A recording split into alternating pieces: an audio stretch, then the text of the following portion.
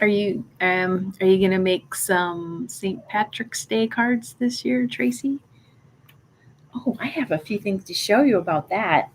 I bet one thing you would really like to do, maybe, is carving. Like just get like these soft things and a little carving. Yeah. I did these. Oh, I did these like, I don't know, 4 or 5 years ago.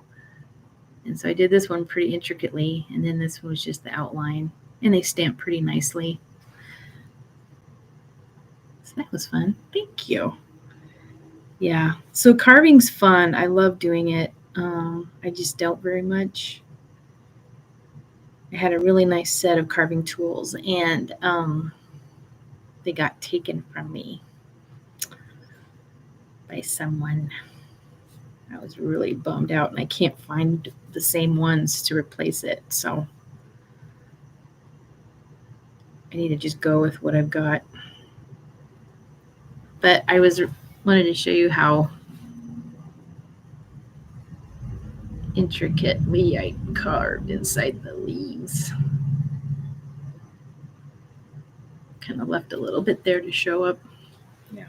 Anyway, I don't know if I'll get to stamping and mailing these this year, but they're ready. Oh, right. Yeah, I thought we weren't supposed to be changing time anymore, and we're still doing it.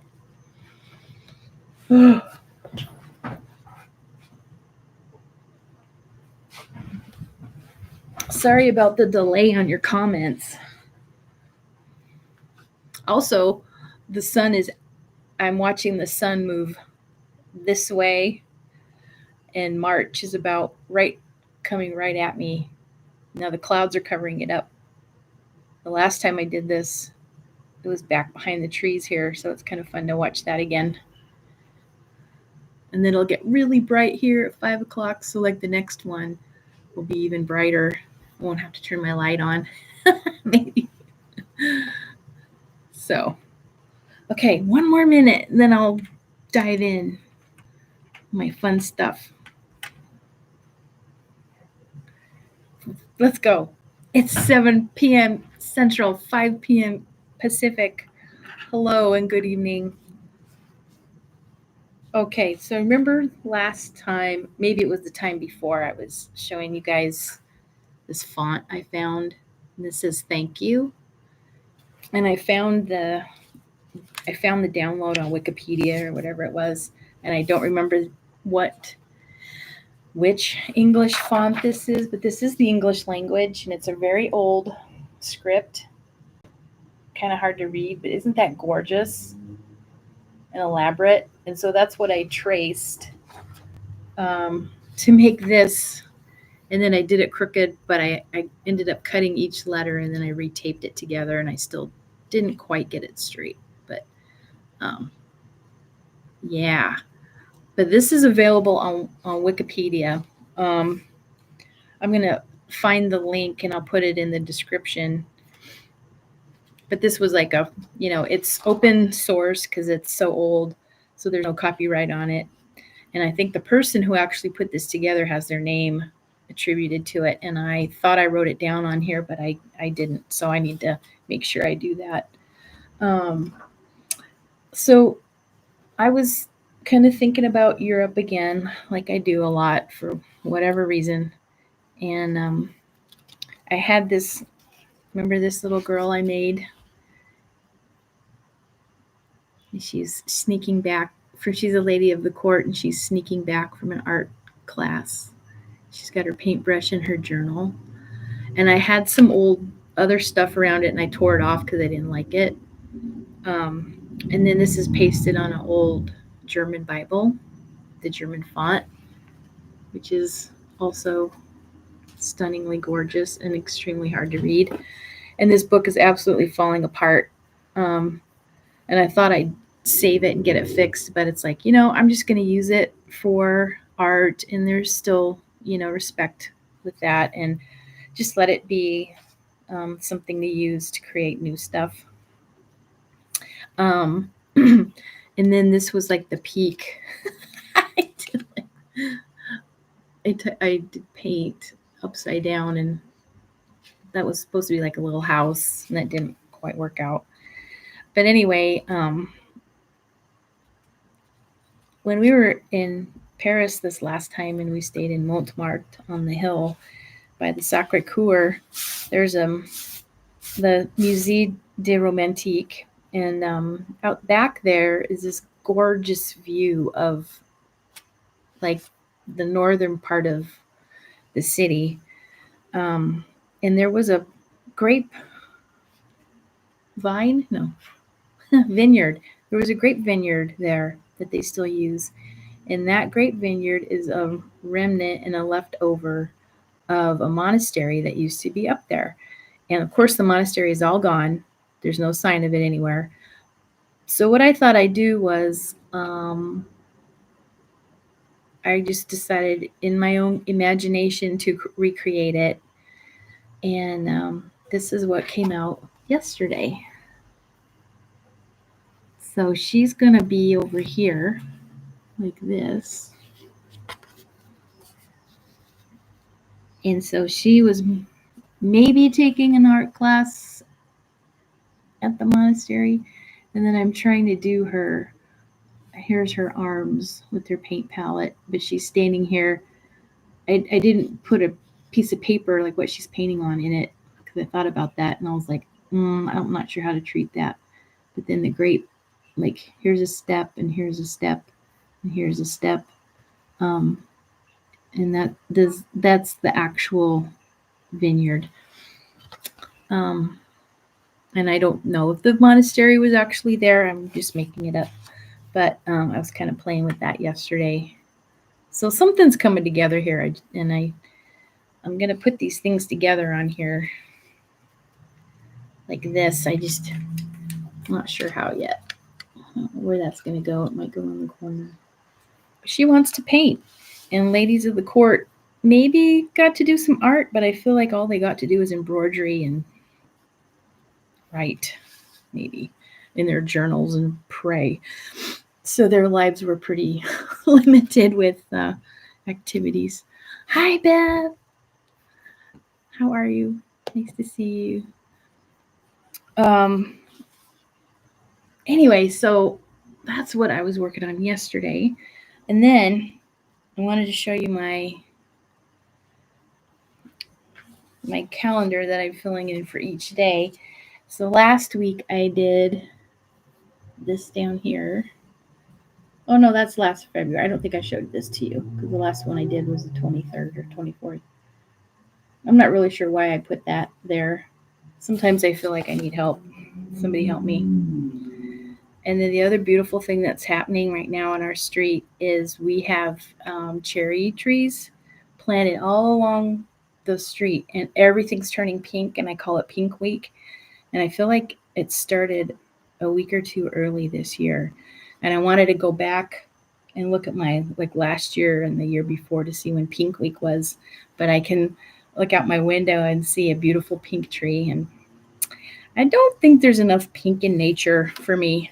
So it's kind of fun when it shows up, and I just celebrate it. And then this is March. So then I started March. And then Friday, Saturday were 2 days, but I'm just going to do it as one.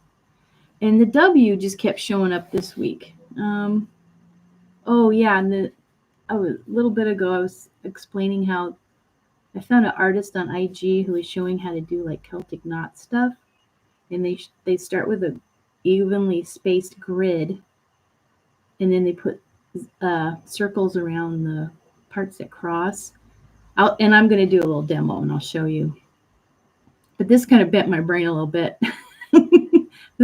I've tried to do Celtic stuff before, and it's really, for my brain, it's really hard to figure out how people go over, under, and how you do that without tracing stuff. So I started to pick that up again because it's March and it's going to be St. Patrick's Day. So it always gets me thinking about that.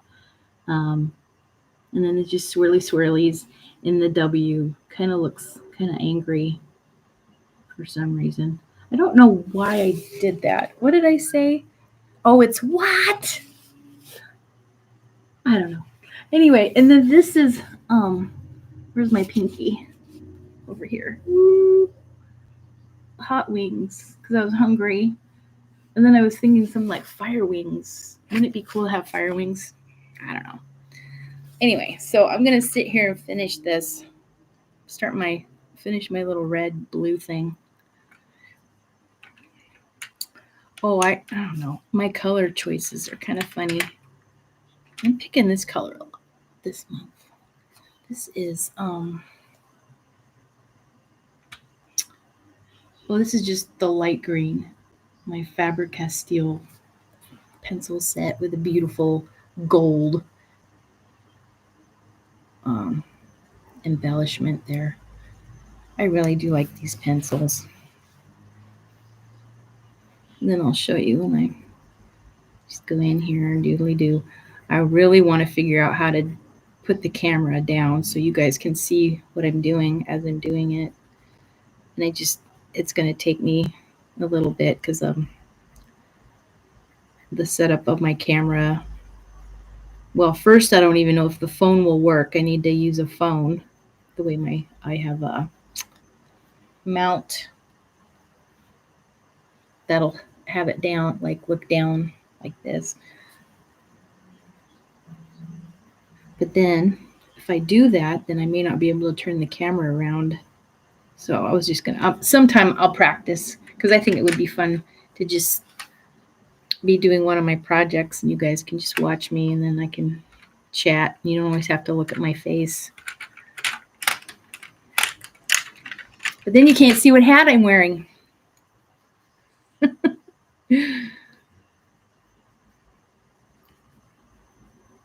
As always, if you've got any questions about anything, just drop them in the chat there and I'll let you know. I love this gradient. I don't know why. Like picking these three colors.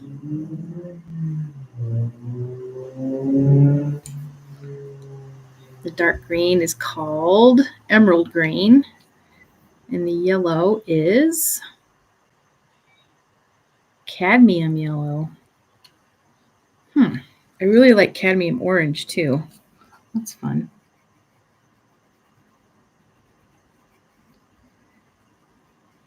I'm going to try this way. This is giving me frog vibes. I love frogs, and I actually went for a walk yesterday, and I heard some in the forest, and it made me all happy. So they're out there doing their frog thing.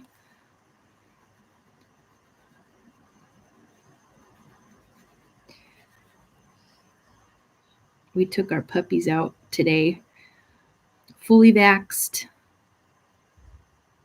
We were working with them on the leashes, and it was a good outing. They're pretty tired afterwards, and we still have some work to do, but I really feel like they were getting the hang of it with encouragement and lots of treats. And we're not letting them around other dogs, even though they're vaccinated. The park we went to has a dog park, and somebody that David had just seen, somebody that has dogs or is a vet or something, was saying he never takes his dogs to the dog park anymore because they constantly have fleas. I didn't know dog parks had a flea problem. Thanks, Tracy. You have to see me. I wish I could see you guys. That's the part is like, I know you're out there, but I'm the one like sending all the stuff out. So the chats are really nice. Then I can see what you guys might be thinking. And anyway, so we decided no dog park, and plus our dogs don't have manners yet. They're just now 5 months, and they haven't been socialized yet. So, when they saw other dogs, there was the whole stuff, and I have to say that they were doing really well when I would say leave it. They calmed down. So they're learning leave it, and I think as we do it more, they're going to enjoy going out more because on the way home, one of them threw up, which I really hate because I want them to like being in the car, but maybe Star won't ever get used to it. I don't know, but I hope so. So that's what our family did today. That was kind of new and fun. And it's super windy here today, man. It's blustery and rainy, and it surprised me. I might have to turn my light on here because the clouds are covering the sun up. Okay, so this is like this makes me think of like giraffe, leopard vibes, like just making these funny shapes and filling them in. So maybe I'll pick another set of colors and do the other one. I think blue would be good. Let's pick blue. Okay, this one is a Prismacolor, and I like Prismacolor also, but I only buy these singly. I've never had a set of these because I feel like they're more expensive than other sets. And this color is Deco Blue. I gotta turn the other light on, guys. Here we go. I'm drinking my pineapple coconut ice. Yeah. Isn't that a pretty blue? Yeah. I agree, Beth. Beautiful. Prismacolor feels nice too. It's got that nice it's like, I guess, texture. I know I've mentioned it before. There was a set I had and I didn't like it because it was super waxy. And I don't remember where I put those because I kept meaning to look them up, but some people like that waxy.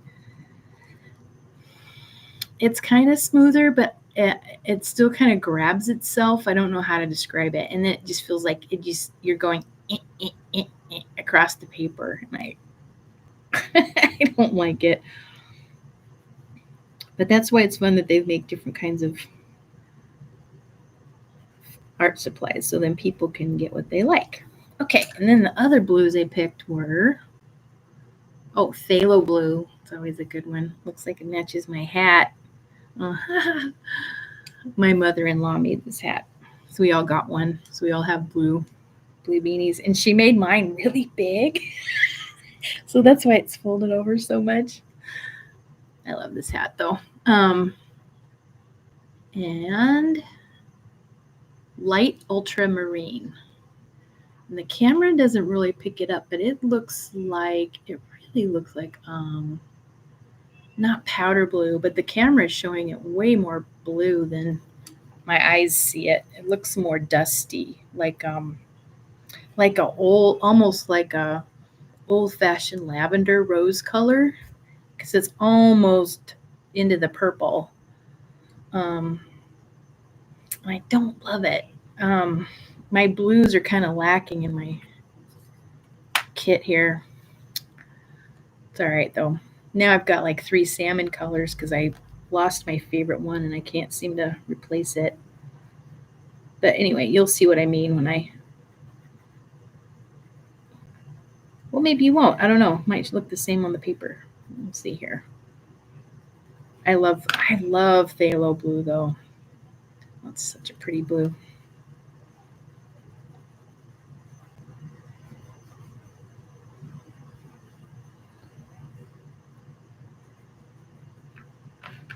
Ooh, this is turning out like mod, like 60s mod, which, I love.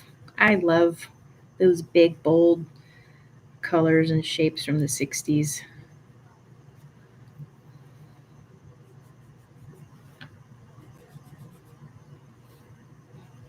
Okay.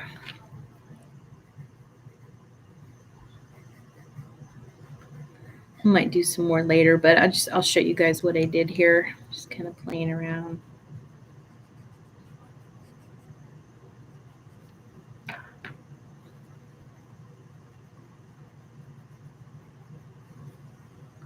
That's a new shape. Huh. I like when I draw stuff and I don't think about it. And I'm like, what is that? That's kind of weird. And then when I look at it, I'm like, no, that's neat. I wouldn't have ever probably come up with that because it looks like I put shadows around this. Okay, let me show you now. So I did the blue.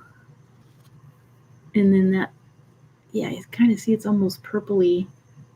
And that color was what? Ultramarine? Light ultramarine.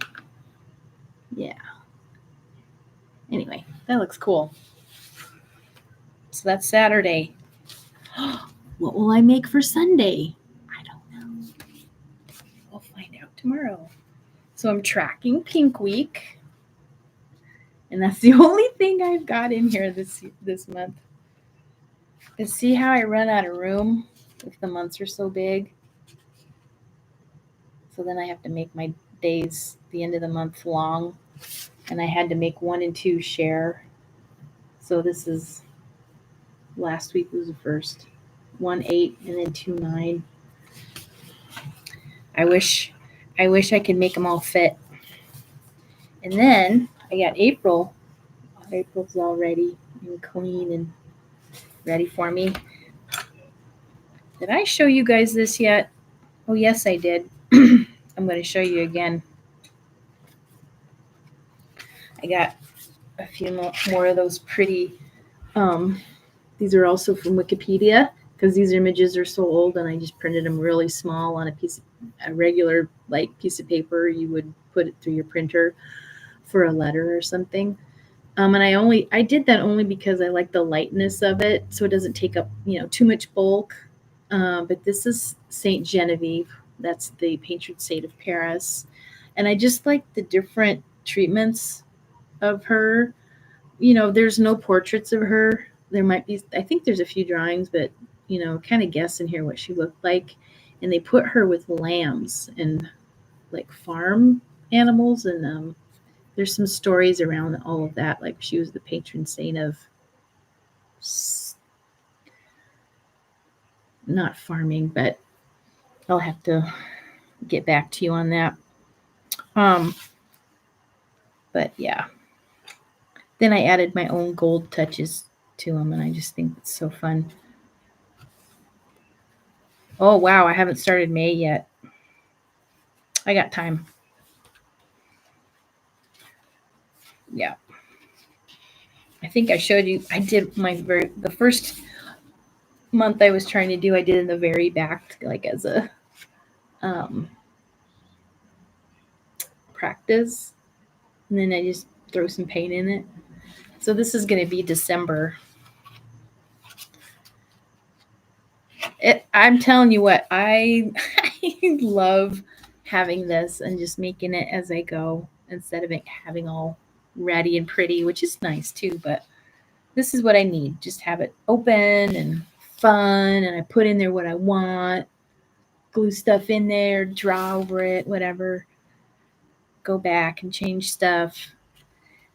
I did, I really like what I was starting to do here on this first page here. There's like a lot of like some dot action, and over here doing some circles and dots, filling it in. So as the year goes through, I'll come in here and do some work on it.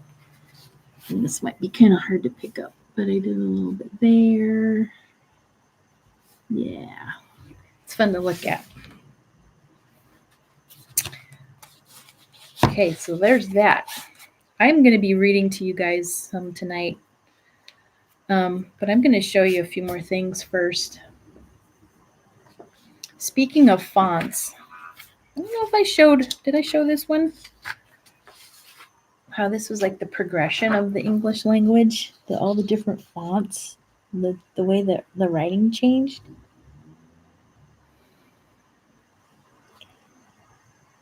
I love that.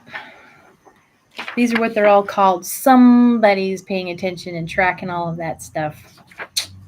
This was also on Wikipedia, and I'll make sure I I'll put it in a link so you guys can find it really easy if you want it.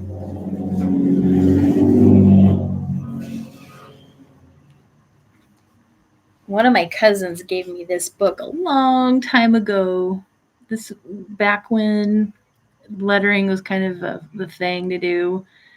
I feel like it was late 90s, early 2000s or something. Hand lettering was all the rage. And there's some pretty cute ways to make letters in here. And I have to say, and I would say all my 80s girls would understand the balloon writing. It doesn't really look like this, but we would write and kind of make our font fat as we're writing, and our teachers hated it. They would make us do it the regular way. We learned how to do cursive, but that was kind of a fad for a while, is how like really fat writing. And then this one, putting like little dots on everything. I love this one when you do that. It looks really cute.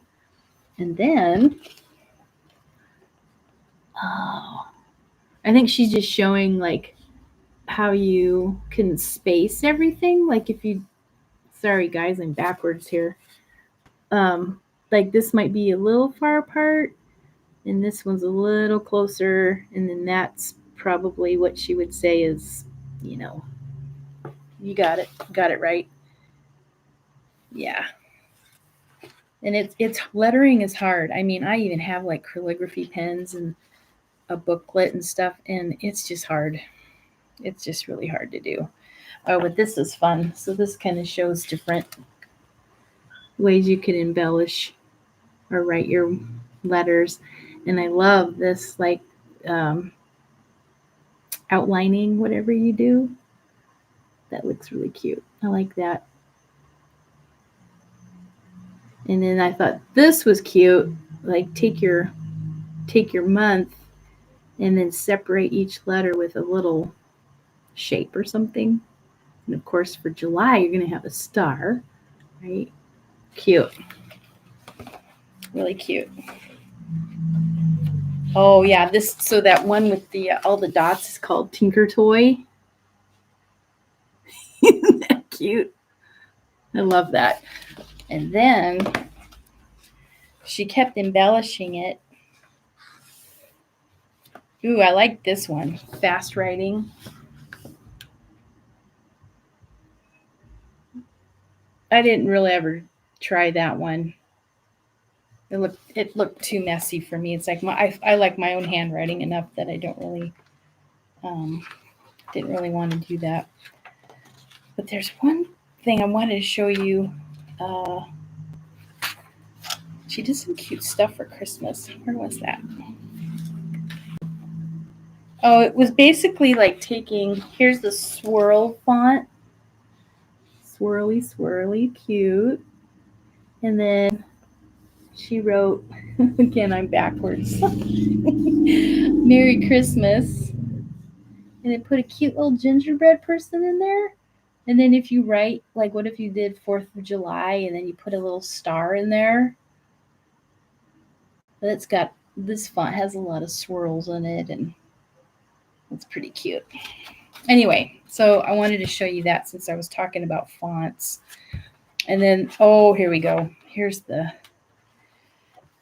she called this Flower Power, but this is like the, oh, this one too. The big, you know, like the bigger letters, and then you could just do all kinds of stuff. And so she put little flowers and embellishments on it.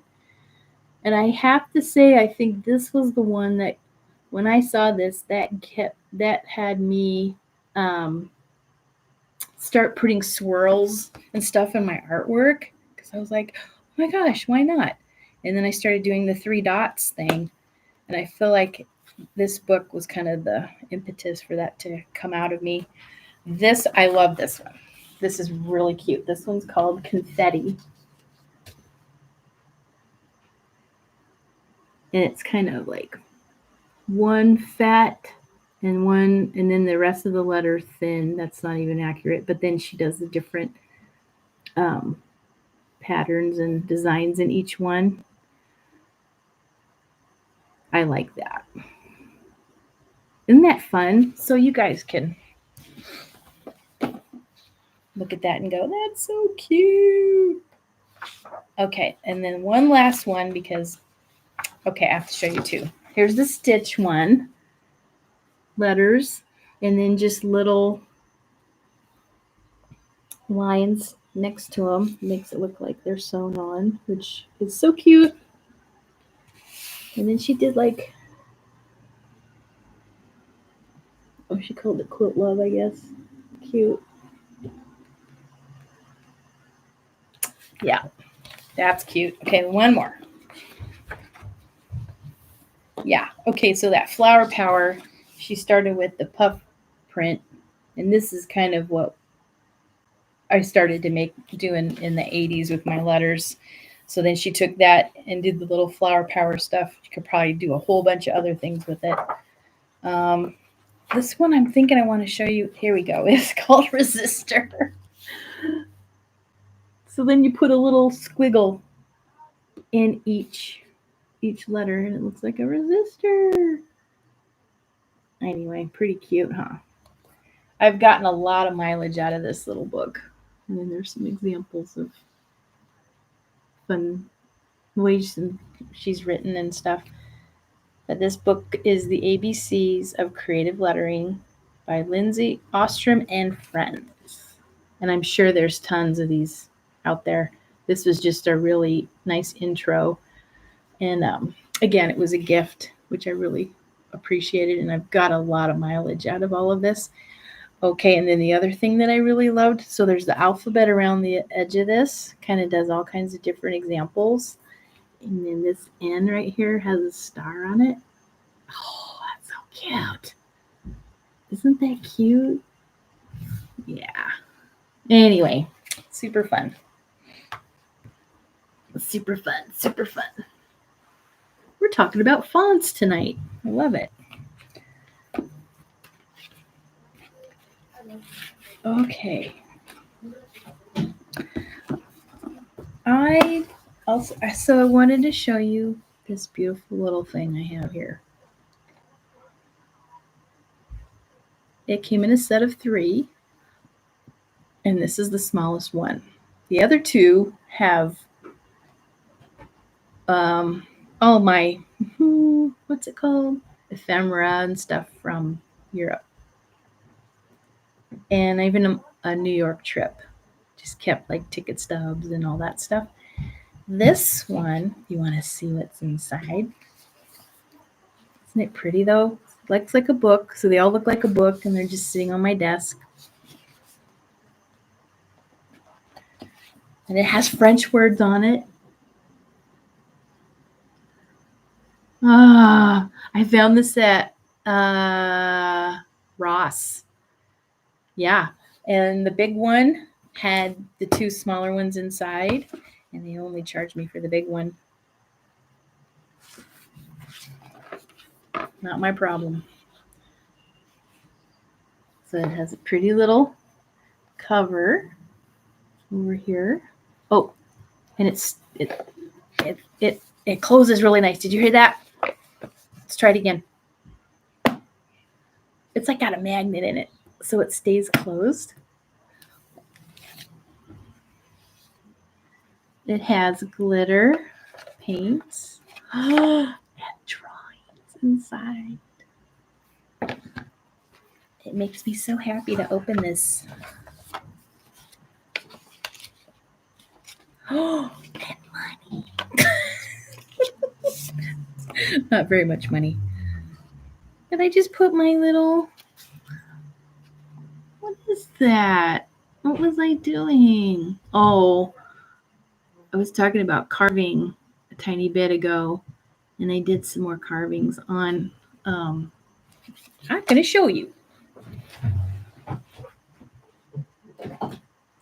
Okay. Is it in here? Yes. Okay. I got this. This was a gift from my sister-in-law and my niece when they went to Paris. I haven't been here, but this is that shop that has the lovely, famous hot chocolate and things, and their queue is so long every day. It's I guess some of the most delicious hot chocolate you'll ever taste. Anyway, one of my nicknames is Angelina. So inside this cute little tin that had candy in it that I ate, of course, are these little stamps. And I just took corks, guys, regular wine corks. And then I just, I drew a shape. And I actually just did these with X-Acto knives. I didn't have a carving set at the time. And so this little Eiffel Tower is on here. Boop, boop. And I used silver ink. And I didn't love how it came out. But, you know, you've already got it if you have some wine in your house. And I even would get multiples off a cork, right? So you could cut it in half and then you could get two. And I'm not sure what in the world I was doing here. What is that? I don't know. What is that? Something got boogered up. I can't even tell what that is. That's hilarious. And then the other shape, of course, is the Space Needle with Mount Rainier. And that's on here too in the silver. Yep, right here and here. And the silver doesn't come out very well, does it? That's okay. And then what was the other one I did? Oh, and then I did just a Mount Rainier. Okay, where does that look? Oh, and by the way, apparently cork is becoming harder to come by. And, you know, or wine bottles have this,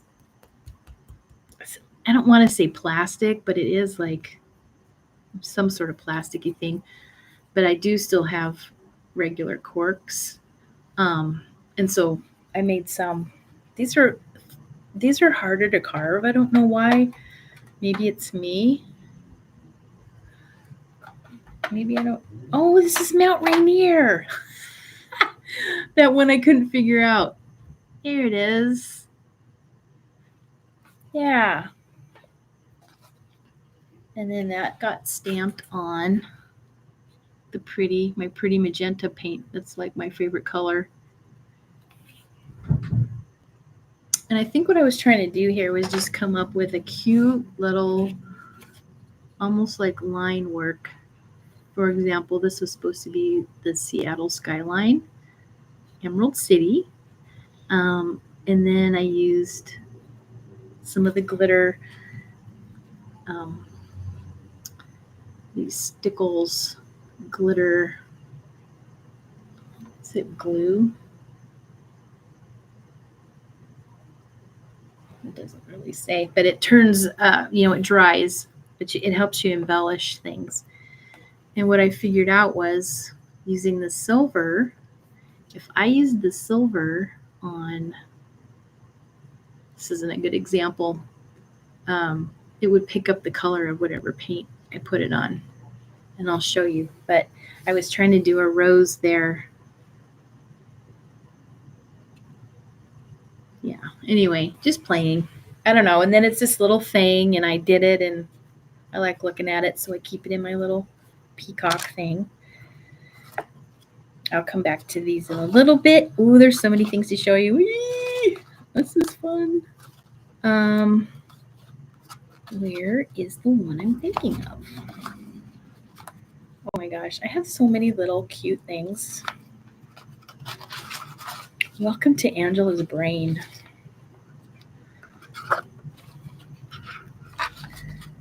Oh God, there's just so much cute stuff in here. Here's me recycling an envelope that had pretty golden things on it.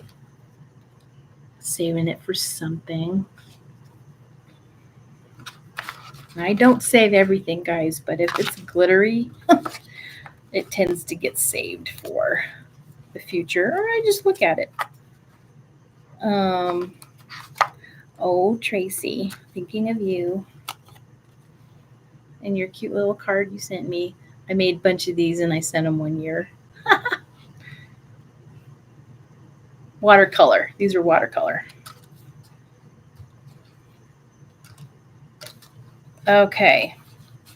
I'm not finding the one little thing I wanted to show you guys what I was thinking about.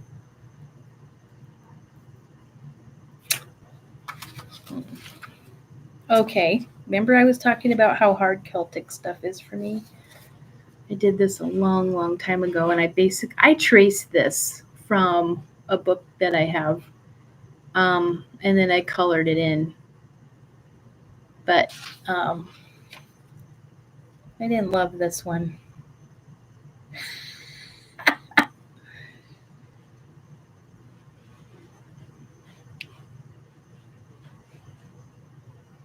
Oh, that was about a broken heart. Somebody broke my heart and repaired it again. Yeah. Okay. Oh, this was oh my gosh. Okay, I have to tell you this. Bear with me, guys. Okay, so I was telling my friend about this. I was telling Beth about this yesterday. When I went to the Evergreen State College and I went into art school, I had a professor who gave us Ira Progoff's journal writing, and I can't find the book to save my life. I thought I had it out, but it's a method for journaling, and basically, you just think about a topic. It could be any topic. It could be a dream. It could be something in your past. And for example, I'm going to tell you that one of our assignments was we had to pick someone in history and do some research about them. And then we did all these journal writings about them. And of course, this is someone I could never have ever met because this person was alive in the 1400s. And her name was Christine de Pizan. And she was a woman. She showed up in this. This is kind of her, guys. This little girl here. Like the only pictures of her in outfits like this. But she was a court woman, court lady. Her husband had a job with the king. And I'm going to read you some of the notes I took when I was studying her.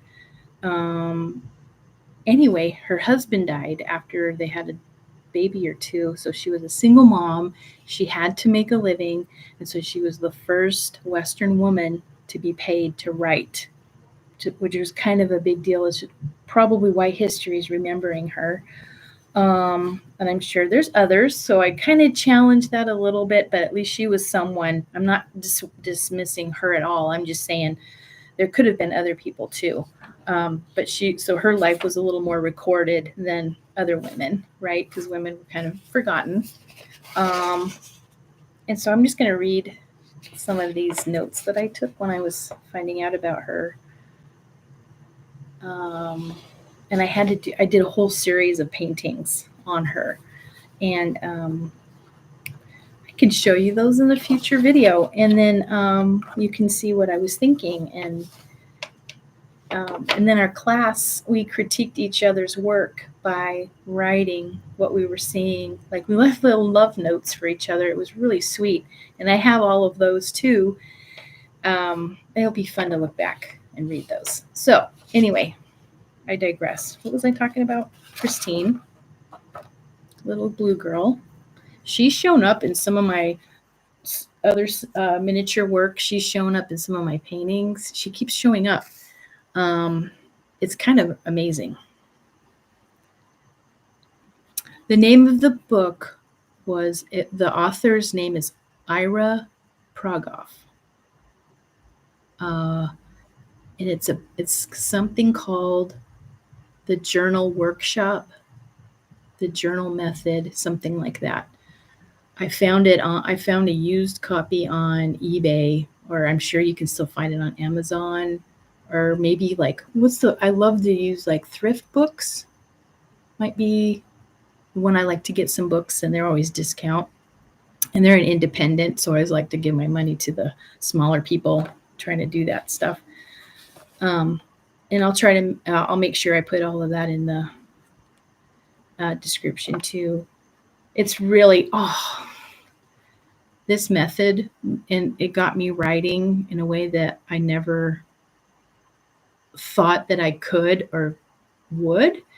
And it's so insightful, and it just kind of flows. And so you can, dialogue with any part of aspect of your life that you want to. You can journal with your health. You can journal with your thoughts. You can journal with relationships. You can journal with someone you don't even talk to anymore. I did some of that with like my ex husband to kind of work through some stuff. And it's so amazing what comes out. And so I journaled with Christine, and she told me some things. And that is where, in one of the images, she was basically telling me, put a hill in the painting. And so at the window, I put this hill. And I didn't know why, I just did it. And then as I was researching her more later, after I did the work and I was finished with school, then I started to look at, like, where did she live? Like, physically, she lived in Paris, and she lived at the palace, and there was a whole bunch of palaces there, over the eons. And who knows? But that hill was Montmartre, and it was before the Sacre Coeur was built. And it almost blew my mind when I realized that, and I just went, that stuff is so freaking powerful. I think we could solve a lot of problems if we were all a little more open to the wisdom that used to be here. If that doesn't sound too wooey, but there's a lot of stuff swirling around. If we paid attention, I think we could really, I don't know, have very meaningful interactions and dialogue with ourselves, with our artwork, and in the world at large. Anyway, okay, I'm not supposed to get serious about stuff. So, anyway, let's see. So this father, I'm sorry guys, I was reading some of my stuff here. Okay, so Christine lived at the Palais de Justice on Ile de la Cette, which was around the Louvre. Christine lived from 1364 until 1430. I'm pretty sure matches this garb. Courtly lady. Of course, the women who weren't in court were wearing different clothes, and I'm sure that they had some sort of like handkerchief on their heads. There was a fortress at the Louvre. Okay, King Charles the Sixth. King Charles the Sixth. They called him Mad King Charles. He often didn't recognize Christine when she would come around. Something happened to him that he kind of started to lose. Let me just read my notes aren't going to make any sense. I'm just going to read them. He killed 3 knights for no reason. He was almost burned to death in 1393 at the Bal des Ardentes. 4 nobles died there. His mistress's name was Odette de Champdenier. His brother was the Duc d'Orléans Torche. In 1392, he had an attack of insanity and was in a 4-day coma. He became schizophrenic. He felt like he was made of glass. So those are some of the ailments that this king had. Wow. Wonder what happened to him. Isabeau blamed jeweled dresses. Some of these words I don't even know what they are. Elaborate braids for extravagances.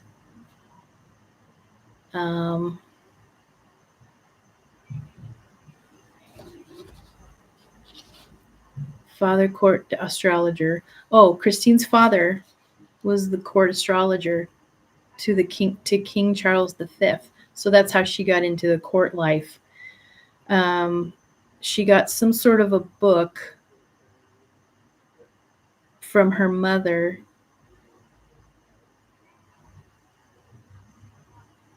This isn't making any sense. Anyway, wife Isabeau of Bavaria, not well liked by the court or the people. So Christine must have been around her at some point. Maybe even she could have been a lady in waiting at some point before she started to write. Anyway, okay, that's a little bit of that. Okay, here's this journal writing that I did with Christine. These paintings are mine. I put myself in them. I have to escape the life I have chosen because I want to be somewhere else, doing something else other than where I am. I see this. I see myself not choosing the present moment. I know. Don't judge me. These are places I have been and seen with my own eyes. I took pictures with my phone and camera. Oh, this is me, not her. She didn't have a camera or a phone. Okay, this is me. I sat and watched. I ate the food. I experienced the traffic noise and the Parisian voices. And I walked and walked and walked and got lost in the best possible way. I can escape whenever I need to. I have to. Sometimes the present moment isn't all it's cracked up to be. That was me writing about why I put myself in paintings or why I create. Yeah. Can you relate to not wanting to be present? I'm okay. I'm doing a lot better now with that. There were times in my life where it was just like I just didn't care to really pay attention to what was going on around me. And maybe that's why I'm an artist, so that I can kind of escape stuff and then go and create my own little worlds and whatever I'm thinking about. Anyway, so I do have journal writings with Christine. They're just not in here. Anyway, this is fun to share with you. Let's see, what else? Cute little, I got this little book from a local artist. She's a screen printer. She's a printer. She has this gorgeous, what's one of the printing? I can't even think of it. Vanderbrook. Really old, classic printing machine, like a screen printing machine. And so she makes her own screen prints and stuff. And she does towels and all kinds of things. Oh, there was me trying to do the heart again. And I messed up. So I covered up all the crisscrosses. Oh my God, I just can't get Paris out of my head. So here's me. Here's Paris. Here's the Seine. Here's the river. And then I think what I was trying to do here is like, so of course, when the city starts, right, it's tiny and it's over here on the island, Ile de la Sette. And then as it grows, then, the circle gets bigger, which is why European cities and towns are circular, because they started and went like this. Someone's going to be on camera. Thank you. Oh, my snack fairy brought me snacks. That was cute. What is my point? Oh, and then they would put the gates, the wall, so the walls would be around the city. And then pretty soon the city's too small, and so they have to expand, right? So that's why there's a series of walls and gates and stuff throughout any European city that haven't experienced all of them, of course. Just a few, but there's ancient walls still standing, and it's so amazing to see those. But anyway, so that was me trying to I know what I was trying to do is the first time I stayed in Paris, I stayed on Rue d'Aboukir, and I was trying to put that in this little painting. Figure out, okay, why did they do that? Why did they make the street go that way? Because the street I stayed on used to be the wall. And then they tore the wall down and they built the street because it curves. And I found documentation and I read about that. So I don't know why, that's just fascinating to me. So anyway, Cute little book that she made. For some reason, it's falling apart. I think I popped the staple out, but this was her using up her extra material, just so she'd have another little extra thing to sell to make a little money. I like that kind of stuff. So anyway, well, sorry I couldn't find the one little thing I was trying to show you that I had blue ink and I was using the silver, and then the silver turned blue. And anyway, that's some of my little treasures in here. Here's a little painting of the first time I went to Paris. A nondescript, just trying to get the angles of the streets. And then throwing the Eiffel Tower in there. And this could be Sacré-Cœur. I don't know. No, it's not. It doesn't matter what it is. It was just me trying to draw the city.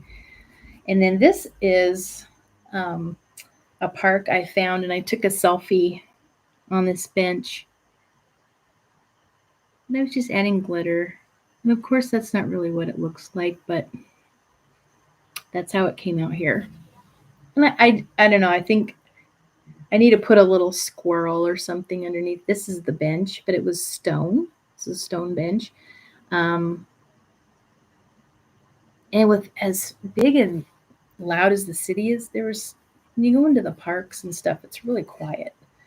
And then again, just trying to get like the roof lines, and here's the Seine, trying to do a bridge. And this I was using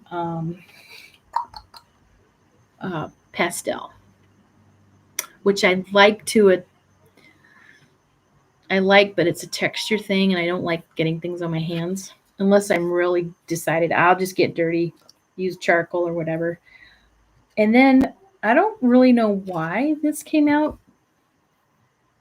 It was like a ship hit a bridge and it was breaking apart. I kind of like how I treated the water, though. You see some reflections and a little bit of depth in the water.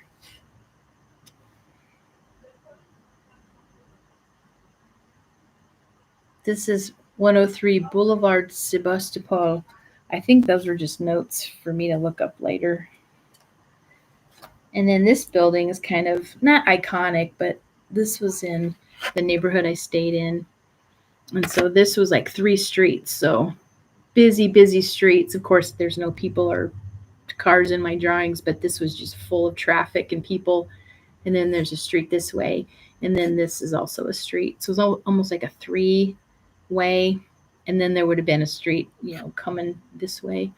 But I just adored the wrought iron around the windows and the way that they treated this. This was kind of round. I didn't do a very good job showing that, but the front of the building was round and then went back, and the windows didn't really look like that, but that's how they came out in my painting. But perspective is so hard sometimes. Like, I'm trying to do like the crosswalk here. And I think I was too hard on myself about not getting it correct or whatever. There's plenty of artists who like to do things realistically and capture what it actually looks like. I like to do that to a point, but then I just also just like to have fun. And the roof here, hard to see, but it's got glitter. And I'm pretty sure I used black paint and then the silver. This stuff turned black when I used it. It's kind of hard to see it. But. Okay, and then here's me trying to do the very same building kind of at a different vantage point. And then I kind of went really dark with the paint. And it's funny, I vacillate between leaving a lot of white space and trying to, be pale. And then I just go nuts with the dark. And then I kind of lose my shadows and depth. This was also one of the first times I was trying to combine the watercolor and the pastel. So I was kind of onto something here. And it looks cool. And then I did a little bit of the real gold there at the top right here. I have like the leaf gold with the adhesive. And it's such a freaking mess to use. But once in a while, I'll pull it out to embellish a little piece of work. And then this is just a goofy, I don't even know what I was doing. Okay, I think that's a bus. I don't know. But I like the colors. I really I like these shades of green and the blue and the red. And I still can't find my tubes of paint. But this was one of the gates that are still standing. There's like 3 or 4 of them over in the part of town I stayed in, and I don't know, it just felt like I discovered something so cool when I came upon it, that in all of this metropolitan madness, they've kept the history. So that's capturing that and leaving the building a little untreated over here, and the fall tree sitting there. But anyway, that is my cute little treasures in here. So fun. Okay. Oh, yeah. Carving, X-Acto knives, and corkscrews. And then the other thing I tried to use, oh, here, let me show you some of these. There's a little star. Stars are my shape. I always have to have stars on stuff. I kind of feel like this was like either a weird little flame. Funnily looks like my wings that I did in my calendar yesterday. And there's a little smaller star. These were caps from like big test tubes in a lab that I worked in, and they were going to get thrown away. And then instead of throwing them away, I put them in my pocket. So these are really heavy rubber. These were really hard to carve. That's why I only have 3 of them. So I didn't really like it. Well, I guess I have 4.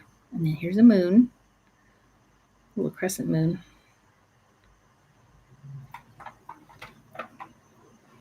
And then here's a goofy shape. I don't know what I was doing.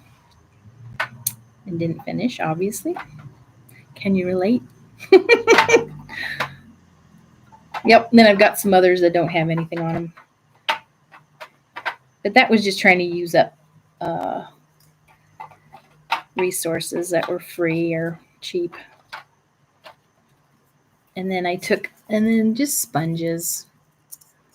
And I don't really like all the holes that show up when I use sponges as stamps. I mean, it's cute, good for kiddos, but now I'm past the point of things looking kitty. So hearts and stars. Doot, doot. And I kept it because it's like, well, why not? That's cute. So that's my little stamp collection that I made myself in my cute little Angelina tin from Paris. Thank you, Shelley and Skylar. Okay.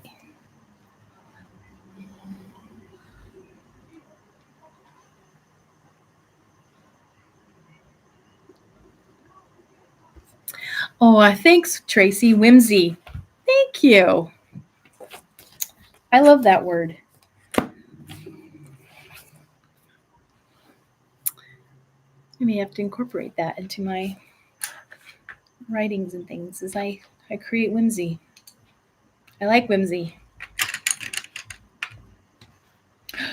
Okay, before I start reading, here's where my brain is creating. This is kind of ideas for my house, and it could be for my bedroom or the living room, but I just wanted to share with you. This is a little too formal for me, but what I loved about this is that pink couch, the pink and the blue together. I have this thing about pink and blue in an interior room.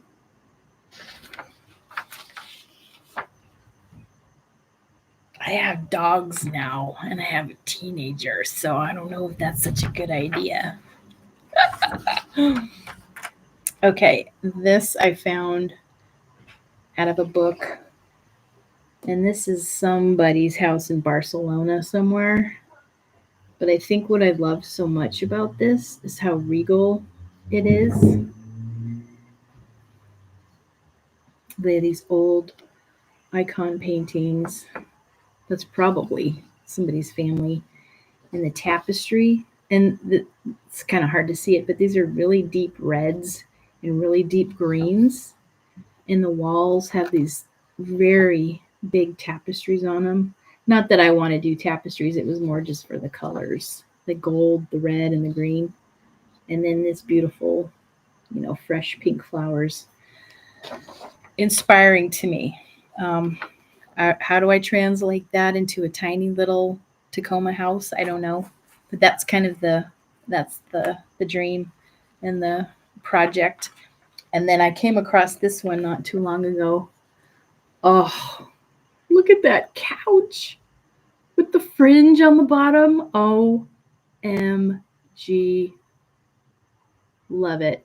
And then a little bit of the pink red on the couch. And then the other thing I like about this is this ornate woodwork above the door and then on the ceiling. Again, a little too formal, but I like the idea. I like the colors. And I can come up with something. I just we'll have to kind of let it unfold. But anyway, that's kind of something I've got my mind on. And my intention and my plan is to figure out like wall colors first, and then figure out the other stuff. Like, I'm not going to be getting a couch like this or anything, but it's more like, this upholstery is so ornate and gorgeous. Like, I could have some pillows like that, or, a rug, so those sorts of things can kind of bring in the colors that I think I like. So as you're all there and creating and relaxing and doing your thing, I'm going to read Steal Like an Artist from Austin Kleon. One of my previous bosses got this book for me, and has all these ideas on unlock your creativity. So I'm not going to read the whole book. I'm just going to read a little bit.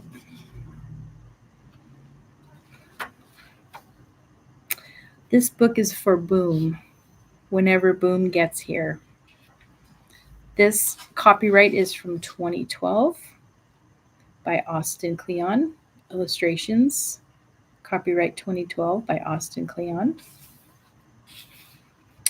Library of Congress cataloging and publication data is available. Published by Workman Books. Workman Publishing Company, New York, New York.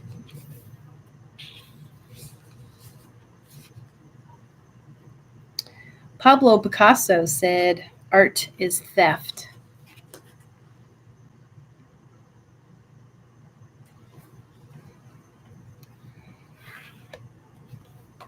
Nah, I disagree. Maybe for him it was. This is T.S. Eliot. Immature poets imitate. Mature poets steal. Bad poets deface what they take, and good poets make it into something better, or at least something different. The good poet welds his theft into a whole of feeling which is unique, utterly different from that from which it was torn.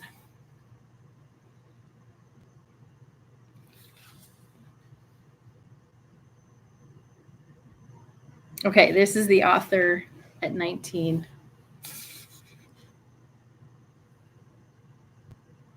Cigarette in his mouth, at a keyboard.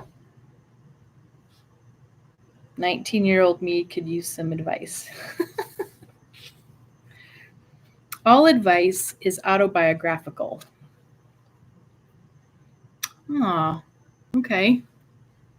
Sure, because you have to speak from your own experience, right?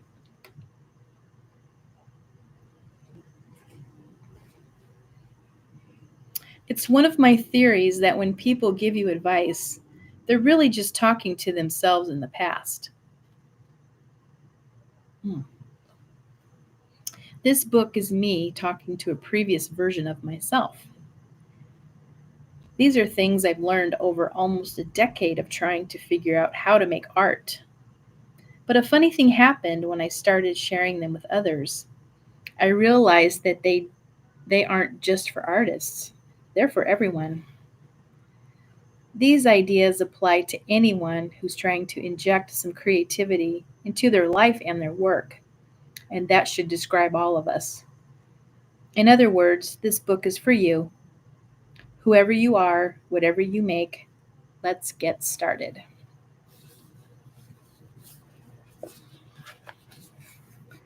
Steal like an artist. Little triggering. I don't like that. Okay, here's a little diagram. Is it worth stealing? No. Move on to the next thing. Is it worth stealing? Yes. Move on to the next thing. Oh, that's funny. Okay. How to look at the world like an artist. Every artist gets asked the question, where do you get your ideas? The honest artist answers, I steal them. How does an artist look at the world? First, you figure out what's worth stealing, and then you move on to the next thing. That's about all there is to it. When you look at the world this way, you stop worrying about what's good and what's bad. There's only stuff worth stealing and stuff that's not worth stealing.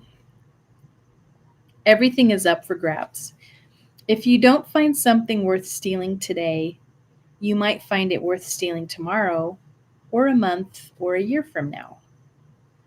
David Bowie said, the only art I'll ever study is stuff that I can steal from. Well, in that regard, am I stealing because I copied these images and I want to use them as inspiration for my home? I still take a little bit of issue with this. Okay, we're going to keep going. Nothing is original. Okay. The writer Jonathan Lethem has said that when people call something original, 9 out of 10 times, they just don't know the references or the original sources involved. What's my archivist think about that? What a good artist understands is that nothing comes from nowhere. All creative work builds on what came before. Nothing is completely original. It's right there in the Bible. There is nothing new under the sun. Ecclesiastes 1:9. What does my artist think about that?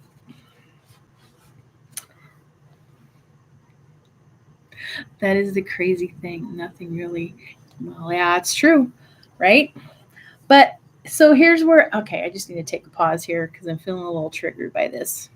Only because I have so much stuff going on in my own brain and mind. I'm not looking at something else out there that I've already seen. It's like it's in here. I can't help if it's been out there and somebody else did it. As far as I'm concerned, I'm taking it from my own memory, right? Yeah, exactly. Well, yeah, right? So now this is getting into those philosophical. I almost feel like this is existential questions, like can they really be answered? So let's just take it at face value. I'll put away my see, I'm already feeling a little judgy here, even though I've read this book before. It triggered me when I first got it too, but then as I got into the book, I was like, okay, I'm sort of getting it.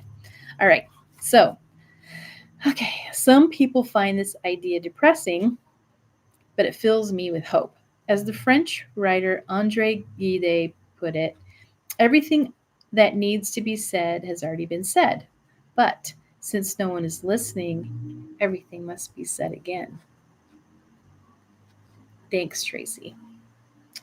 If we're free from the burden of trying to be completely original, we can stop trying to make something out of nothing, and we can embrace influence instead of running away from it.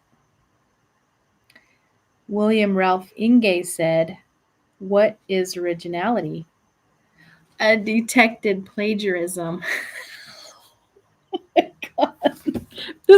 Maybe this isn't the book I should have picked tonight. Let's be open, but there is a difference between inspiration and out and out stealing. Yes, that is correct. Absolutely. Yeah. Plagiarism, not about that at all. I want to come up with my own stuff.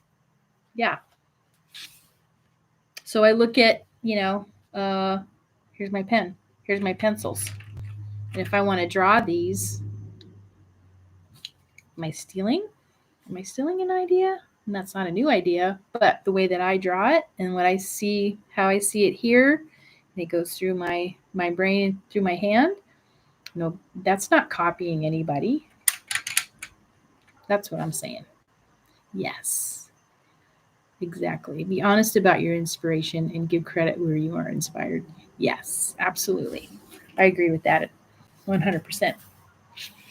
So anyway, I'm not sure how far I'm going to go into this because okay, the genealogy of ideas. I think I'll read this and then I'll stop and go to something else. We can. Oh, wow. I have to look at myself here a little bit. Okay. Every new idea is just a mashup or a remix of one or more previous ideas. Here's a trick they teach you in art school. Draw two parallel lines on a piece of paper, like this. Well, I can't say I learned this in art school, but let's continue. How many lines are there? There's the first line, the second line, but then there's a line of negative space that runs between them. See it? 1 plus 1 equals 3. Okay.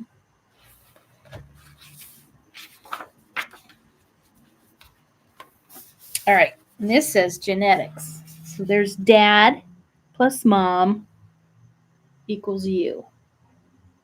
Okay. A good example is genetics. You have a mother and you have a father. You possess features from both of them, but the sum of you is bigger than their parts. You're a remix of your mom and dad and all of your ancestors. Right. Just as you have a familial genealogy, you also have a genealogy of ideas. You don't get to pick your family, but you can pick your teachers and you can pick your friends and you can pick the music you listen to and you can pick the books you read and you can pick the movies you see. You are, in fact, a mashup of what you choose to let into your life. You are the sum of your influences. The German writer Goethe said, "We are shaped and fashioned by what we love." And Jay-Z said, "We were kids without fathers, so we found our fathers on wax and on the streets and in history. We got to pick and choose the ancestors who would inspire the world we were going to make for ourselves." Wow. That's really interesting. Garbage in, garbage out. The artist is a collector, not a hoarder, mind you. There's a difference.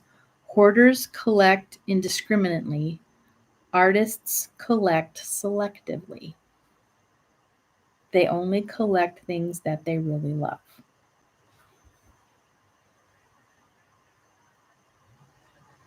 Yeah, I would say so. You don't want to look at something that's upsetting or triggering. All these things, or might be a memory or a place you visited, or it might be, makes you think of your grandma, or on and on and on. There's an economic theory out there that if you take the incomes of your 5 closest friends and average them, the resulting number will be pretty close to your own income. I think the same thing is true of our idea incomes. You're only going to be as good as the stuff you surround yourself with. My mom used to say to me, garbage in, garbage out. It used to drive me nuts. But now I know what she meant. Your job is to collect good ideas. The more good ideas you collect, the more you can choose from to be influenced by. Okay. Collecting good ideas. Yeah, I like that. Yeah. Jim Jarmusch said, steal from anywhere that resonates with inspiration or fuels your imagination. Devour old films, new films, music, books, paintings, photographs, poems, dreams, random conversations, architecture, bridges, street signs, trees, clouds, bodies of water, light and shadows. Select only things to steal from that speak directly to your soul. If you do this, your work and theft will be authentic. Uh, I'm having a lot of feelings about this word theft. Okay. Okay, one more thing and I'm going to stop. Okay, says climb your own family tree. Marcel Duchamp said, I don't believe in art. I believe in artists. This is actually a pretty good method for studying. If you try to devour the history of your discipline all at once, you'll choke. Instead, chew on one thinker, writer, artist, activist, role model you really love. Study everything there is to know about that thinker. Then find 3 people that thinker loved and find out everything about them. Repeat this as many times as you can. Climb up the tree as far as you can go. Once you build your tree, it's time to start your own branch.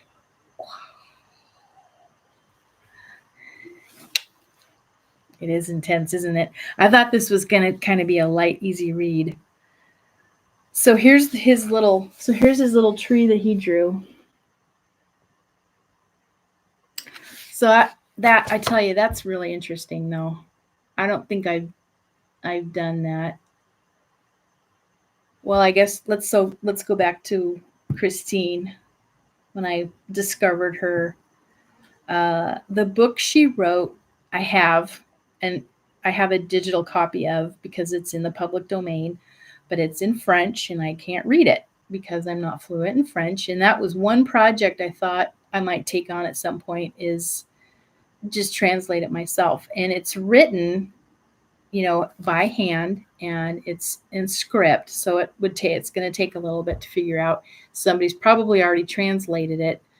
And I decided not to look at that yet because I want to see if I can figure it out for myself. And I know that sounds kind of crazy, but my point of this is that, so I did a little research about her, And then I found these people around her, like the Mad King Charles, and then the Bavarian princess, or whoever the woman was that people didn't like. Um, I guess you could say that's kind of what I was doing then. What I wasn't I? Wasn't I going finding the tree, the family tree? But I wasn't necessarily sticking with people that Christine liked.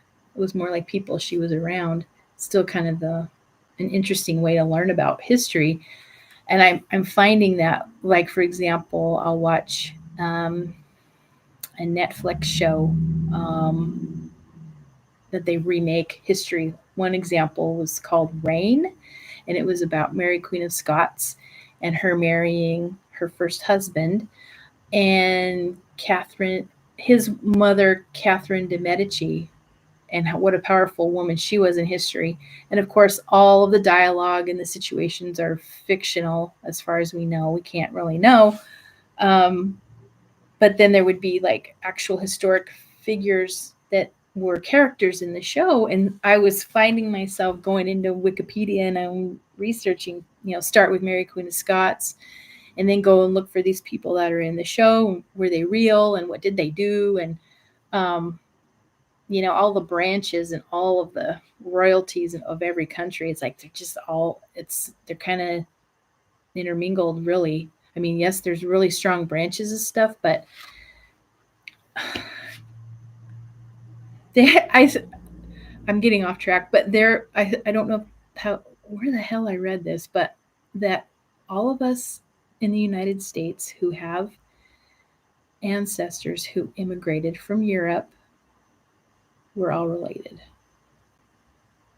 Somebody did some research, and because there was only a certain amount of people that came over here, and then people started to have families and procreate and stuff, that the diseases over there, like the plague, the Black Plague, all the wars. I mean, it's amazing that anybody in Europe even survived with all the shit they dealt with over there, as far as sicknesses and warring and all that stuff. And I'm not doing this justice, but somebody did research and has concluded that we're all related. Like we can trace back to like maybe 13 people or something like that. Exactly. Yep. And that kind of blew my mind. But anyway, I got a little off track with this family tree thing. But Steve Excel found that Maggie and I are related by marriage. You're kidding me. Oh my God. That's Oh, sorry. I can take that out of the video, Tracy. Um, okay, so seeing yourself as part of a creative lineage will help you feel less alone as you start making your own stuff. I hang pictures of my favorite artists in my studio. They're like friendly ghosts. I can almost feel them pushing me forward as I'm hunched over my desk. Oh, I love that. The great thing about dead or remote masters is that they can't refuse you they can't refuse you as an apprentice. You can learn whatever you want from them. They left their lesson plans in their work. Oh, that's really good. Oh, okay. You're okay if I leave that in there. Really? I don't know why that's just so fascinating to me. That's amazing. Yeah, I love that show, Finding Your Roots. Louis Gates Jr. So good. I love that show. So that's amazing. Okay, I'm gonna stop reading this book for now. But now we're kind of getting into like, okay, now I kind of see what he's talking about. Well, I shouldn't feel so defensive about my own ideas. Okay, I found this. I was gonna join Slow Food USA a long time ago. This is a postcard I got back in 2004.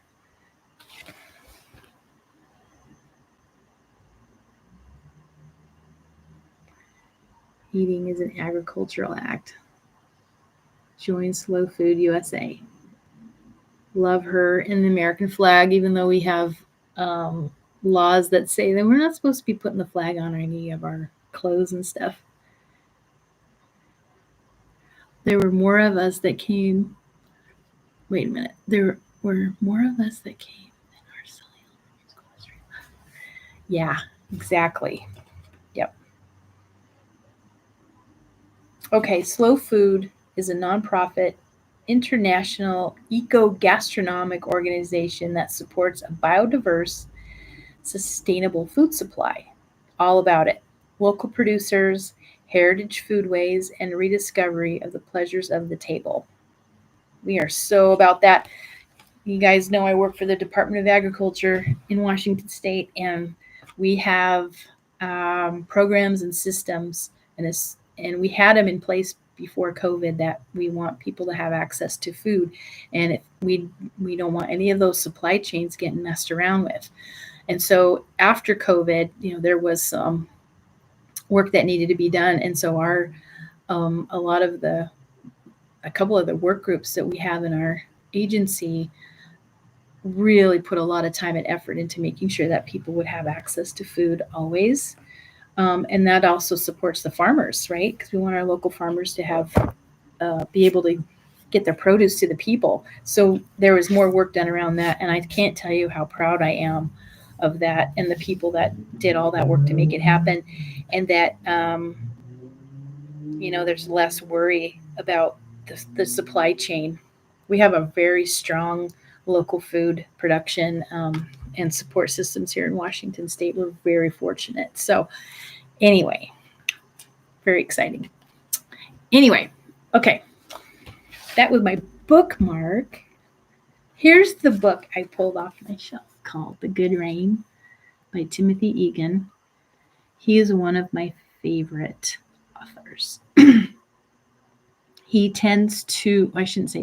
he researches history, and then he writes about it in a very interesting, intriguing way. And so let me read you the back cover just to give you what this book is about. So this is called The Good Rain: Across Time and Terrain in the Pacific Northwest. In the valleys of the Olympic Mountains, it can rain 6 feet in 2 months, and tree trunks can grow as wide as garage doors. Some 40 miles away in Seattle, angry citizens are trying to prevent their town from becoming a second Los Angeles. The Pacific Northwest encompasses both frenzied bounty and frenzied exploitation, and its politics have pitted monopolies against wobblies, and the latter's logger descendants against environmental monkey wrenchers. This is the country that Tim Egan, the Seattle correspondent for the New York Times, ranges through in this eloquent and exciting book, which takes the reader from salmon fisheries to mountain camps, from an impoverished Indian reservation near Tacoma to the manicured English gardens of Vancouver. In the tradition of the best journalism of John McPhee and Alex Shamatov, The Good Rain is a searching, insightful, sometimes rueful look at a place that embodies both the promise and the problems of the American continent. What's interesting, when I first got this book was when I moved to Washington State. So I probably bought this book in 95, 96. Yeah, this was copyrighted in 90. In that first sentence that I wrote, I don't know if our Olympic mountains are getting 6 feet of rain anymore now with climate change. And I kept myself from saying it when I read it, but that's different. But anyway, this book,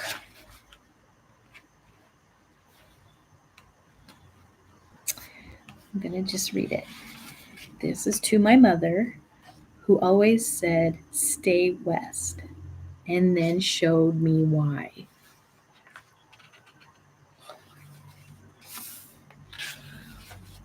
The Good Rain. Introduction. Finishing up with Grandpa. And I'm just going to show you there's a little map of Mount Rainier National Park, which is in Pierce County, Washington, which is where I live. And I earlier showed you my little Mount Rainier stamp carved on a cork. See how things all go together? All summer long, Grandpa remains in the basement, 2 pounds of cremated ash in a plain cardboard cylinder. I can't get used to the idea of this odorless beige powder as the guy who taught me how to land brook trout with a hand-tied fly, the son of a Montana mineral chaser, the teller of the campfire tales about hiding from the Jesuits with his schoolboy chum, a jug-eared kid named Bing Crosby. He had smoked himself to death, and near the end, Grandpa couldn't even take a pee without falling down and gasping for breath. He'd be lying on the bathroom floor of his house in Seattle, a plastic-tipped cigar clenched between his teeth, all that loose skin draped over a shrinking body. 50 years of 2 packs a day, that's what did it. Finally, the emphysema literally asphyxiated him. He was as old as the 20th century when he died. My job is to bury him. Something appropriate, my granny says, handing me the cylinder after the funeral. Just throw him off the ferry or dump him into the Yakima River, she says. Whatever you think is best. This sends me to the map. He'd fished every stream of substance on both sides of the Cascade Mountains. And when the Winnebagos and ghetto blasters began to invade the trout haunts close to home, he went north to British Columbia in search of the adrenal surge that came every time a foot-long native cutthroat rose from the glacial chill to snap one of his tricolored nymphs. With his hip waders, history books, and flasks of Murphy's, he wandered from the crest of the Canadian Rockies to the mean edge of the Pacific, following fish. As I think about what to do with him now, a river seems a logical last home. Like the Chinook salmon that swim 8,000 miles from the Siberian shore to mate and then die in the same Cascade Mountain stream in which they were born, he needs to return full cycle. But where exactly? Stumped for the time being, I sit Grandpa on a stool in the basement of this tired house we are renting near Lake Washington. Joni and I live upstairs, but we have to pass through the basement in order to get outside. This means the what to do with Grandpa question is at least a twice-a-day nuisance. As the summer dries out and the pink glow off the western glaciers of Mount Baker disappears earlier and earlier, I begin to feel like a spiritual delinquent, holding up a long-planned reunion of body and soul. Mid-fall now, the leaves of the red maple out front are clinging to a thread of memory, and we know he has to go. A winter with Gramps in the basement will not do. On a Sunday in late October, one of those weekends when the jet stream is lacerating southeast Alaska, but leaving this corner of continental America alone, we put Grandpa in the car and drive south, heading for Mount Rainier. I decide to take him to the apex of the Northwest, the blue hulk which has shadowed over both of us for so long. The volcano of Rainier, I conclude, is where he belongs. The road follows the water, beginning in Seattle, where Lake Washington is fed by the Cedar River, a point which used to be the favorite summer camp for the salmon-fat Duwamish Indians. Now it's covered with Boeing barns stuffed with generic green 737s and 757s. In his time, Grandpa could still fish the cedar as it snaked towards the lake. He could take a ferry for a Sunday picnic in the park of Mercer Island. He could climb up the hills just east of the lake. the first swelling of the Cascades, and maybe see a cougar, or at least a few elk among the stands of hemlock and spruce. It's all highway and cul-de-sac now. The Cedar River straightened in parts by those orthodontists of nature, the Army Corps of Engineers. Mercer Island cut by ribbons of the most expensive ferry ever built and bridged by two of the world's longest floating spans, and the hills shaved and shorn of their 500-year-old trees to make way for the waves of California exiles seeking a slice of paradise in a metropolis where insider trading is not yet required in order to afford a first mortgage, which isn't true anymore. We follow the cedar for 20 miles or more until Rainier comes into sudden view, rising nearly 3 vertical miles above the dairy farms of Enumclaw. Here the valley is wide and oddly level, as if the Corps had been here earlier, correcting some quirk of nature which didn't match an Army engineer's blueprint. The flat valley is Rainier's own doing, the result of the largest mud flow ever known, a slide which eventually took with it the top 2,000 feet of the mountain and spread a swath of broken basalt and clay for 45 miles down the valley. Past Enumclaw, the road begins to climb, winding through fresh-shaved forest land, denuded in the modern style of the timber industry, and then picks up along the Milky Way of the White River. Glacial piss is what some fishermen call the White River, colder than a football trainer's ice pack, the color of thin milk, which is true. Into this river Grandpa will go, or pass through its source.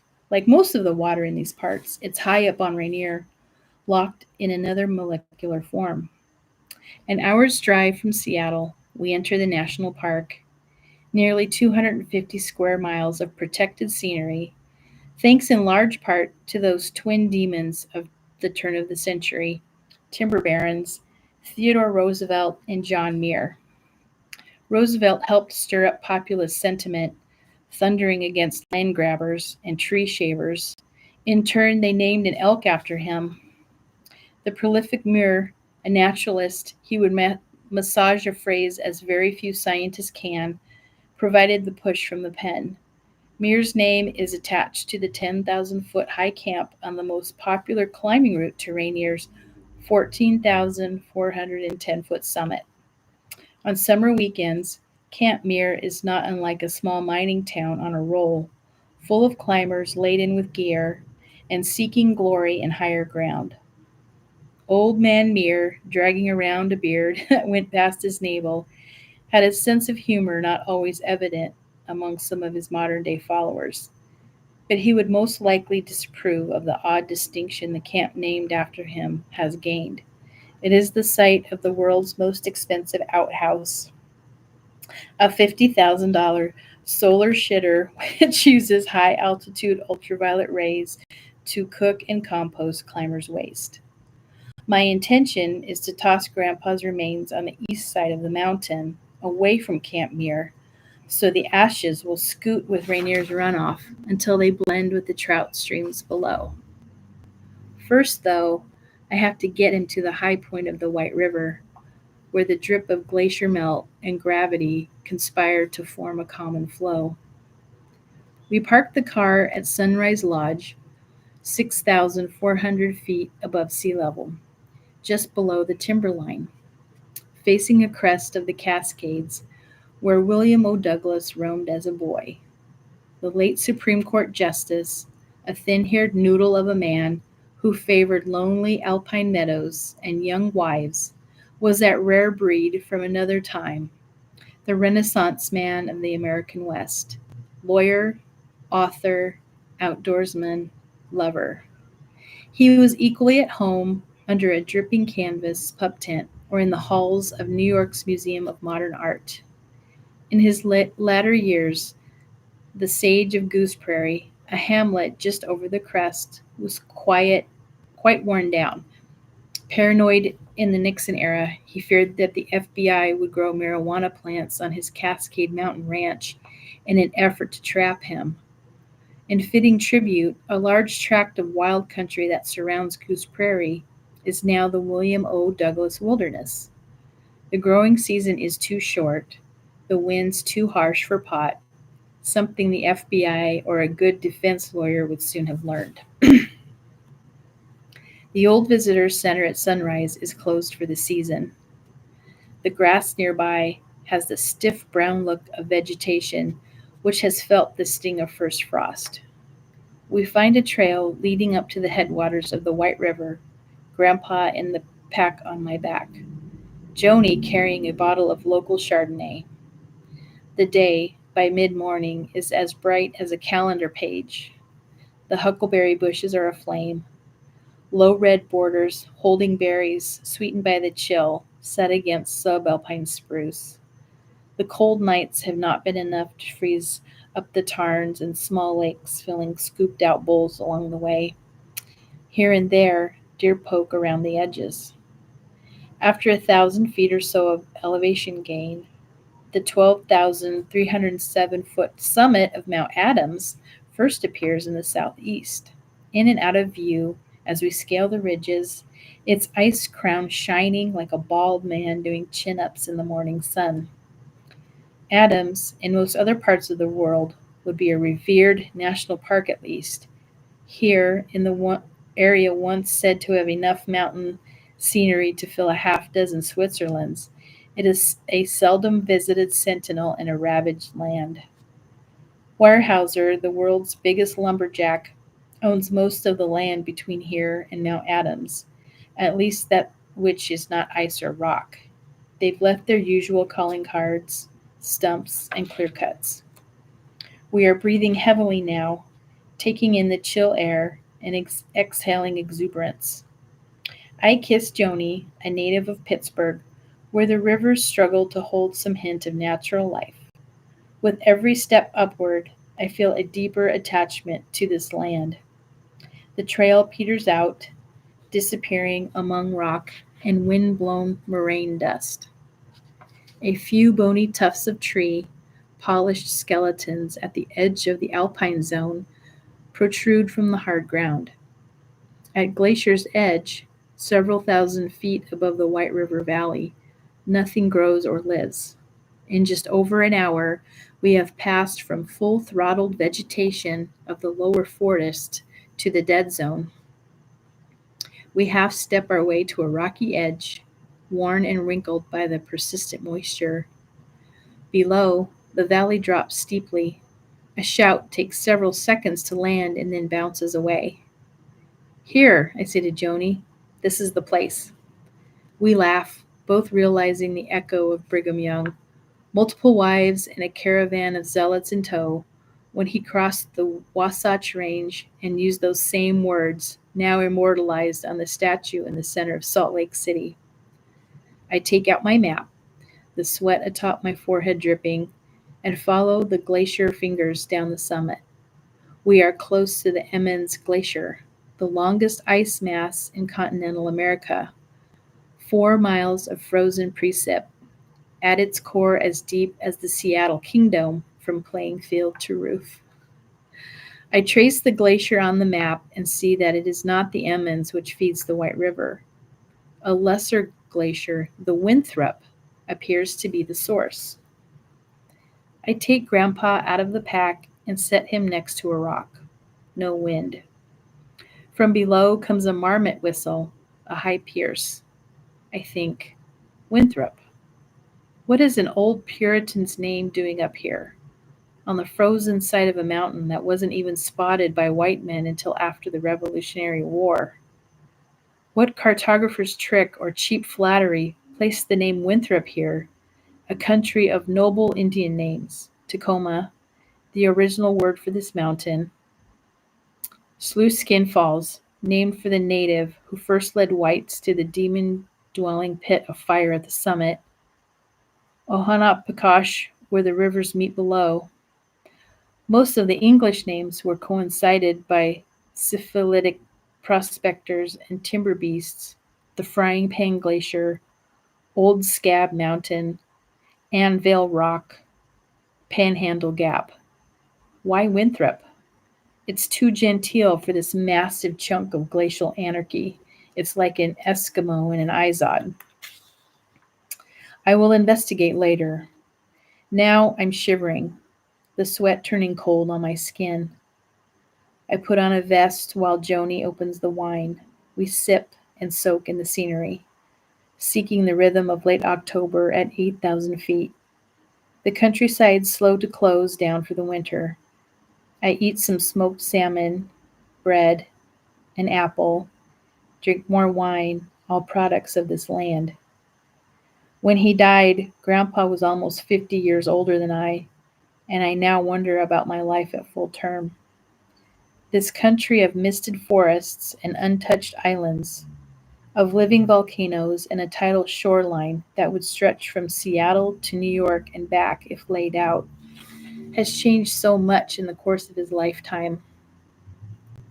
Holding Grandpa, his 80 years reduced to these ashes in a cylinder, I realize we have gone from the canoe to the hydrofoil, from cedar longhouse to 1,000-foot high skyscraper, in slightly more than the span of his life.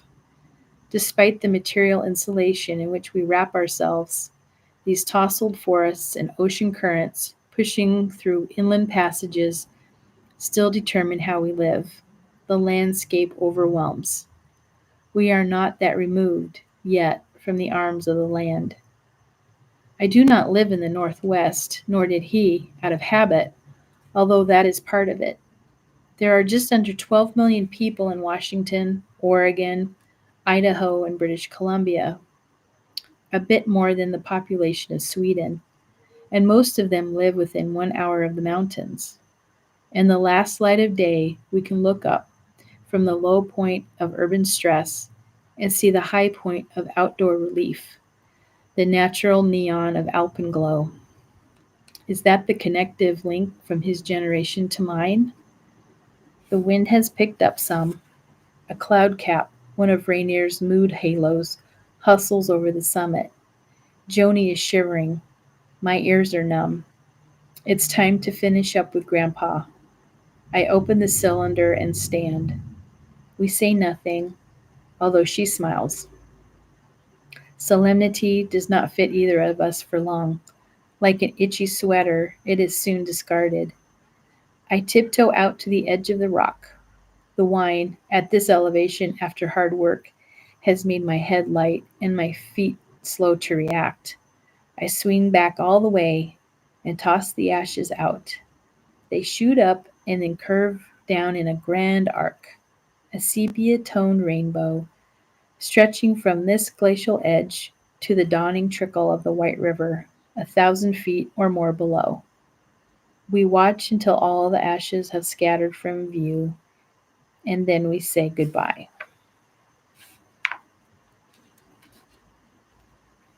That is not the end of the chapter, but I'm going to end there. Isn't that good? That's just the intro. So that kind of sets up the rest of the book, that he'll start to investigate Winthrop, and we'll learn more about that person. Good stuff. Wow, reading this. How many years ago was that? That was 10, 20, 30, almost 34 years ago. And like some of the language, might not write this way. Yeah, the kingdom's not there anymore, stuff like that. So interesting. Well, we're at 2 hours, folks. So I will be kind with your time, and thank you for joining me again tonight. And I'll be live again in 2 weeks. And you can watch the replay anytime. I'm going to be posting the resources in the description. And I thank you for joining me.